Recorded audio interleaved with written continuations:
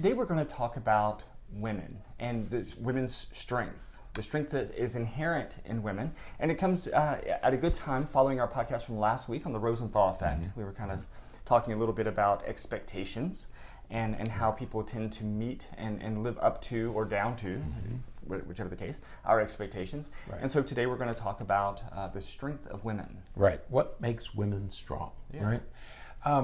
Fascinating article. I would recommend this to anybody. Right. It's from medium.com. The link's in the show notes. Right. And I would recommend this article to anybody because it really creates a whole new perspective on men and women athletes and what women are capable of doing. And it comes from a woman who was raised by her grandmother, and she talks about her grandmother building a stone wall. It begins with this thing where this woman was in her 80s. That's the other thing. The grandmother was in her 80s, and she was building this stone wall. So she was lifting these heavy boulders, to build this stone enclosure. And the girl, the woman who wrote this article when she was a young girl, wasn't terribly impressed because it's just what her grandmother did all the time. And she never gave it much thought. But as the granddaughter grew up and then became an athlete herself and a professional, she started to look into this a little more carefully. And she's made some fascinating discoveries that we want to share with you today. Well, some of the specifics that she throws in there are some statistics, which I think are fascinating. Right. Because she talks about the differences between men and women. Right. And again, we're thinking she started out primarily talking about athletics. Right. And so the time differences in running different distances, or and how there was this massive difference between the fastest male and the fastest female. Right. Especially back, 40, 50 years ago or so. Not even that far, Okay, right. But how more recently those numbers are starting to change. That's right. And all of this is based on a book called The Pursuit of Endurance by Jennifer Farr Davis. And the thesis of her book is, as you said, we tend to judge women athletes by male traits. Right. And that's the central thesis of this whole thing, is that we tend to think about women in the same way we think about men. You know, how fast do you run this race? Or how quickly, or how much weight can you lift? There's a wonderful thing, we just finished Wimbledon, and there's this discussion about men and women tennis players. Could Serena Williams beat Andy Roddick or Roger Federer? And it's an unfair comparison. Chris Everett, her brother, played tennis, and she said that she was the top woman in her field. She couldn't play tennis against her brother. He wasn't a top player, but he was just a very good male player. And she said it's not a fair comparison because you're comparing two different things. She said she couldn't play on the same court with her brother, though she was number one in the world, and he was number, something or other down at the teens and 20s. And so there are those kinds of comparisons. It makes for good theater. Billie Jean King and Bobby Riggs, that match of the whatever it was of the sexes, battle of the sexes. But in this article, she's talking about a very different perspective. Well, just one other thing real quick. I recently learned that I did not know before. You mentioned that we often relate and evaluate women based upon male standards or traits. Right. I recently learned from a friend that the crash test dummy is based upon the 50th percentile male. Right. As though everyone's body is built exactly the same, and as though women's bodies is based, and so when they try to adjust it to a female body, they just took it and just made it a little bit smaller. Okay. That is still, it's just fascinating that there are these sort of intrinsic things in our society, where it's just sort of a given that we are evaluating or estimating or making statements or judgments about women based upon male standards or male expectations. That's right. Because it's only been it's only been recently that women have competed in any of these games, okay, that we've even had. And we just finished the soccer World Cup. Women's Soccer World Cup. And what was one of the main talking points? Right. The difference between what male soccer players are well paid. Pretty well paid. Not pretty well paid. Yeah. I mean, like everything east of the Mississippi for some of these guys. I mean, hundreds of millions of dollars. Yeah. Okay. Women don't make anywhere near that. So we still have income disparity today. I mean, like last month. Okay. Right. And so we're still making these comparisons. What she talks about in her book and what this article talks about is let's stop comparing women based on male events, a man's performance in certain events. Right. Okay. For example, she hiked the Appalachian, and she begins by saying this woman hiked the Appalachian Trail in 46 days. Now, the Appalachian Trail is 2,200 miles. Okay. So she hiked it, and that record stood from 2011 to 2015. So it was a major accomplishment for a woman. Okay. What she then talks about is men's advantages. And there are things that men do better than women. And one of them is that they lift heavier objects. They can lift heavier objects. And the reason is because men have more upper body muscle. Okay, their pectoral muscles and shoulders. Right. And Generally speaking, men have much more well-developed upper body muscle.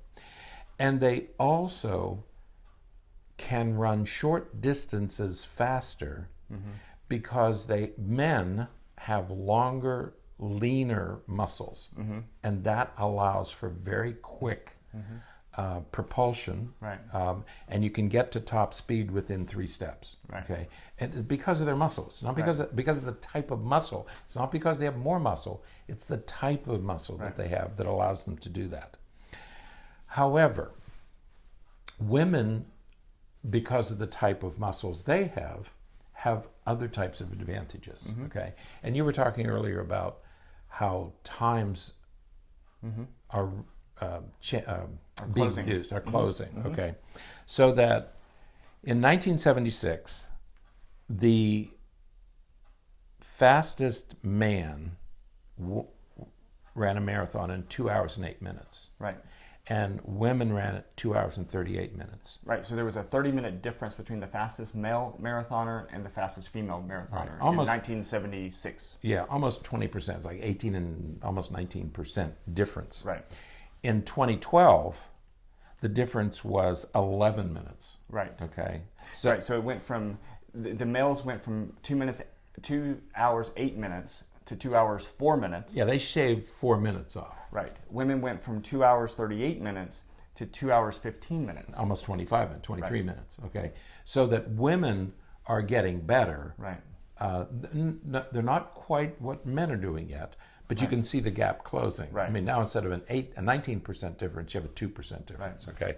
So that in these kinds of long distance races, women are closing. They may never close it in a 100-yard dash, right, but they're closing it in longer distances. Right. Okay, because of what they do.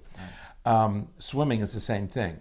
In 1928, Johnny Weissmuller. Remember Johnny Weissmuller? He was Tarzan. Did you ever see the old Tarzan things? Johnny Weissmuller. He won the 100 meters in 58.6 seconds. And now women have gone way beyond that. Right. So in swimming, women are way beyond already what men. He won the Olympics in 1928. Women are far surpassing that now. Okay. The problem has been that we have few data on women. Right. Okay. We measure everything by this male standard, and women are supposed to catch up, I guess, or something. Well, they're not catching. Well, they're not going to catch up in certain kinds of events. Right. Okay, the short distances, the heavy lifting, they're not going to ever make up that distance because physiologically they have a different type of muscle. Right. I think that the concerning thing to me is that we start to generalize some of this to other things. So we think about some of these physical things, some of these physical feats that where there is this difference between males and females, and we know that hormones play an important role in that. I mean, testosterone does things to your muscles that is different than what estrogen does to your muscles. I mean, it's just different. And so when you have testosterone coursing through your body, it's going to do something different to the way that your muscles form and develop than if that testosterone's not there. That's right. I mean, that's what a teenage boy does. He's producing testosterone, and that's when muscles start to develop. And until you go through puberty, I mean, if you're a boy and you don't go through puberty until you're 15, my son was talking about that the other night, and he said he didn't have that adolescent growth spurt in high school. And so he said, I just wasn't big enough to do anything on those larger fields. He had the athletic ability to play sports, but he simply wasn't big enough because he didn't go. Once he went through puberty, then he grew. But it was later, he was in his late teens and early 20s before he finally had that real big growth spurt. Now he's tall, he's big and muscled and has all that because the testosterone has done its work and it has sculpted his physique. Okay, but when he was 15 or 16, he looked like a 12-year-old. Okay. But part of the concern is that, again, we generalize some of these things to other events, other characteristics, and so like school. Last week we were talking about the Rosenthal effect, and the what effect? Rosenthal-Jacobs. There you go. We're giving credit. We're the only ones that's calling it that, by the way. So we're giving credit to the second author. That's right. But we were talking about that because students tend to live up to and meet your expectation, whether it's a high expectation or a low expectation. They're going to meet that expectation. And there is something that happens around between 4th and 6th grade, for example, where we begin to expect or anticipate or believe that girls are going to drop in their performance, especially in mathematics and science. I don't know of any scientific you can see girls go from being very confident in math and science in early to mid elementary to hating math and science by the time they're in middle school, but for no apparent, there's no real reason for that. There's no biological, there's sociological explanations, expectations, even what girls don't want to compete with boys. They don't want to compete each other. The boys will compete. Boys will compete at anything. But girls don't want to be. Many girls are socialized not to compete against boys. Okay. That's what they want to do is they want to have a boyfriend, not a competitor. Okay. That's a social issue, not a biological issue. No biological reason. Girls outperform boys in elementary school for generations. It's not until middle school and high school the boys catch up. If they catch up. Girls let them catch up. And the more recent research suggests that boys aren't. That girls are actually, there's more girls going to college, there's more girls succeeding in college, more girls going to post-college graduate professional schools. Like 75% are women. The numbers are becoming ridiculous, but we have to, I guess the reason that we're talking about this today is because this is an important thing for us to acknowledge when we're raising girls. That's right. Because we need to make sure that our girls don't grow up thinking that they are, that they're going to be second to any male, inherently for any particular reason. That they have just as many opportunities, just as many options, and that they have just as many skills and attributes that to lead to success as any male does. That's right. And what this says to me is, if you have a daughter, your daughter may not lift as much weight as a man, but it has nothing to do how she's going to do a math class. She can compete against men in math and many other things. In Doesn't these mean areas, she can't build a stone wall when she's 80 when she's 80 years old. That's right. She can still build a stone wall. So many things you can do.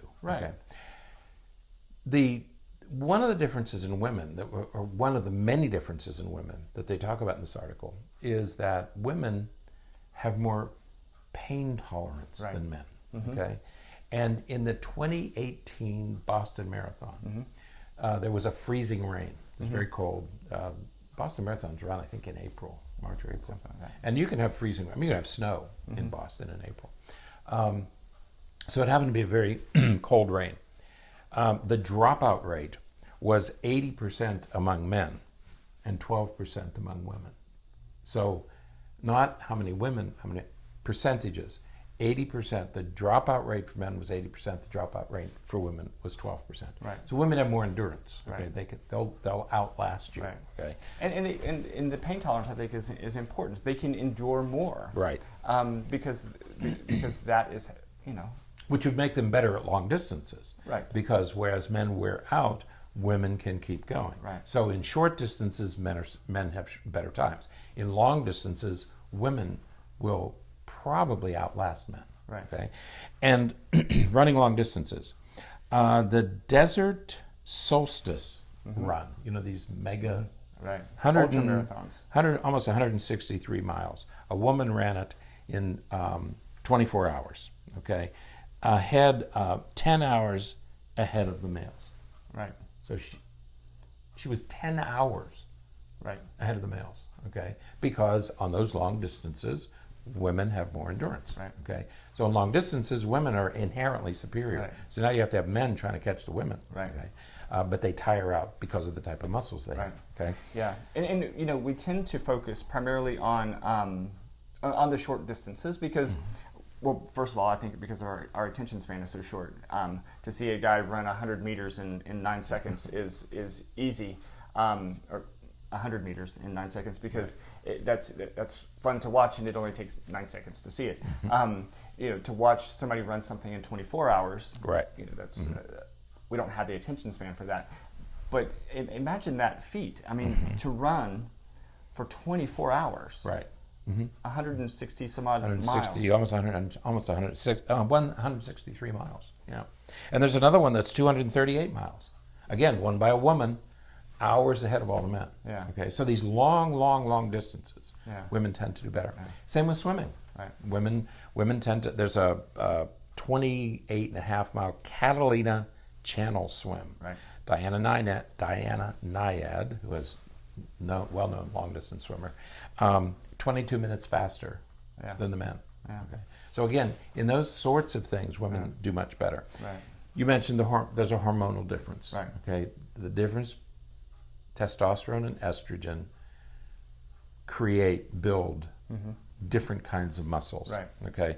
Testosterone builds bigger muscles than estrogen, but estrogen alters carbohydrate, fat, and protein metabolism so that women have more endurance. The estrogen gives them more endurance because estrogen affects the metabolism of nutrients in a way that testosterone does not. Yeah. So yes, males have advantages for certain events, women have advantages for other kinds of events. Okay, because of this metabolic difference, women's muscles tire more slowly than men's muscles. Right. Okay, so they have some metabolic advantage that we don't have. Right. Okay.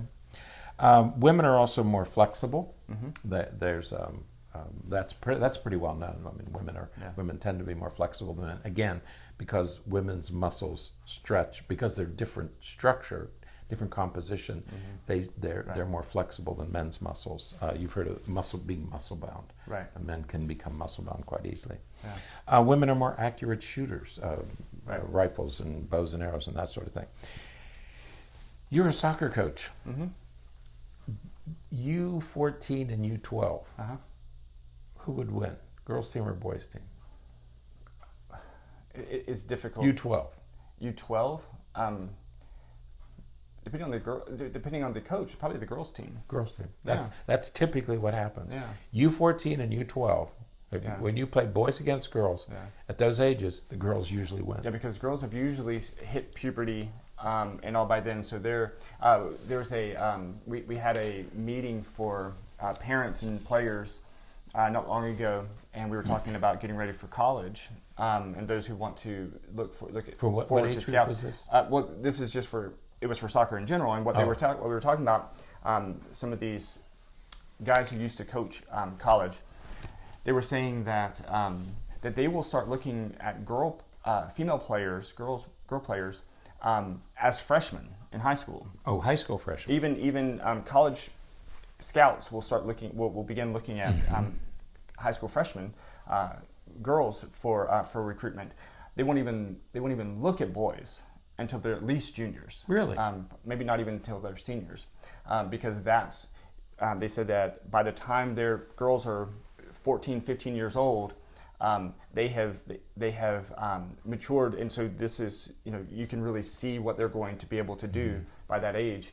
Whereas boys, it's not until they get through puberty, until they get through that phase where their muscles are really building through that testosterone-induced state. Yeah, you sort of see the same thing in tennis too. Yeah. Mm-hmm. At those ages, the girls and boys play evenly, and it's not until you get to later high school that some boys start to dominate. Right. Okay, a handful of boys will start to dominate in high school. But you're right. Yeah. At the younger ages, so prior to age 12, essentially prior to puberty, there are no differences. Right. Girls perform as well as boys in everything. Physically, and in fact, girls may perform better than boys in many things. It's not until puberty, it's not until testosterone and estrogen begin to exert their effect that you don't get better, you get different. Estrogen has a metabolic effect that creates a certain kind of muscle and more endurance. Testosterone has its effect directly on muscles. Right. The muscles become bigger and shorter. They're a different type. Except in the legs, they're longer, so you can run shorter distances faster. Right. So again, we have all these implications for physicality and sport and those kinds of things, and women's ability to endure more discomfort and pain and things like that. But I think that it again kind of goes back to what we talked about in academics and expectations and general life expectations. It's unbelievable that we continue to live in the 21st century. Right. As you said last week, we're finishing the second decade of the 21st century, and yet we still live in a world where women are paid less and have not sat in the seats of as many CEO positions and upper management positions and office of the presidency and those kinds of positions. It's unbelievable that hasn't happened yet, and it's really, I think a lot of it is rooted in those expectations and just the history of the patriarchal history that we have here in the States. When was Title IX? Was Title IX in 1972 or 1976? It was one of those. Yeah. It was in the early 70s. Title IX, which was supposed to give equality. Yeah. 1970s, which is almost 50 years ago. Okay, and we're still talking about. Yeah. We just did a podcast on these differences. That we don't have enough data on women. The data we do have is beginning to show that there are important differences between the two. Absolutely. And maybe we ought to be careful about what kind of comparisons we make, because in terms of school, in terms of the kind of sporting events that they're going to participate in, there are no differences between men and women, except the obvious biological differences. Men have bigger brains because they have bigger bodies. They don't have better brains; they have bigger brains. Okay? Right. Because we have bigger structurally, bodies. They're just bigger. So, it doesn't mean that they function better, or that they can problem solve better, or anything like that. Right. Just physiologically, they're bigger. Right. Girls have many advantages. The problem is that our measurements are based on men, not women. Like you said, the crash test dummies. Nobody takes the typical woman; they take the typical man. Right. And so. Well, still some work to do, I guess. So if you're raising girls, if you're teaching girls, if you're raising girls, if you are a girl, don't create artificial limitations. We think we refer to it so often now that it becomes sort of it misses its emphasis. The idea of the glass ceiling. Right. It is a real thing. That so many women are hitting their heads against because they're trying to push themselves, and we have this glass ceiling there. If you're raising girls, encourage them, push them, believe in them, help them get to a place where they can accomplish all the goals that they want to accomplish, and don't allow them to feel limited based upon their gender, because there's absolutely nothing about their gender that should limit them in any way. Some of the brightest, most talented, skilled people I know are women, and there's absolutely no reason to feel as though or believe that they should be limited in any way whatsoever. Right, and so when we talk about differences, there are differences between men and women. Okay, this notion that men and women are equal. No, they're not equal.